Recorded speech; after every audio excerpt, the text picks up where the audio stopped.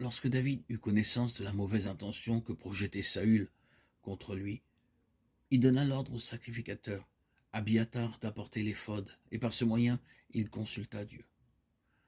L'éphod était la tunique du souverain sacrificateur, sur lequel était le pectoral portant les 12 pierres, et gravé sur elle les noms des 12 tribus. À l'intérieur du pectoral, il y avait 2 pierres, le Urim et le Tumim, qui signifient lumière et perfection. Pourquoi consulta-t-il Dieu par ce moyen?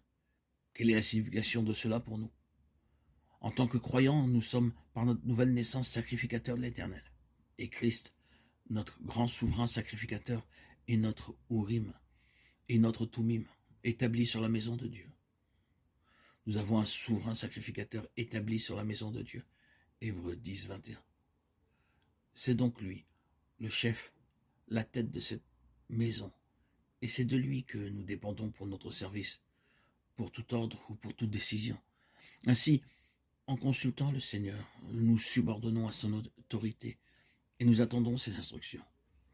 C'est ce que fit David. La réponse qu'il reçut à ces questions dut produire en lui la souffrance. C'est ainsi que sont pour nous les voies de Dieu. Cependant, notre service doit être gouverné par le souci de ses intérêts et celui de satisfaire son cœur.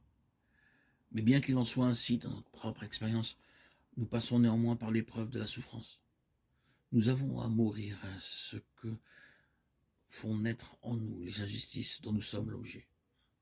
La croix doit pénétrer pensée et affection afin que nous supportions et apprenions à le remercier pour ce qu'il permet afin que nous partagions quelque peu ses souffrances pour son corps, l'Église. C'est ainsi que se réalise en nous son œuvre, afin de nous rendre de plus en plus semblables à lui dans sa mort. David ne fit aucune remarque concernant les habitants de Keïla. Il partit avec les 600 hommes et s'en alla au désert de Ziph. Le psaume 63 nous révèle sa vie intérieure à travers l'épreuve. Il y avait en lui cette aspiration profonde à connaître le Dieu vivant. Il le louait et le bénissait. Il parlait de sa bonté. Ainsi, je te contemple dans le sanctuaire pour voir ta puissance et ta gloire.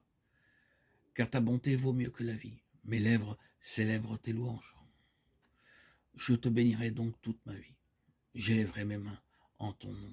Psaume 63, 3 à 5.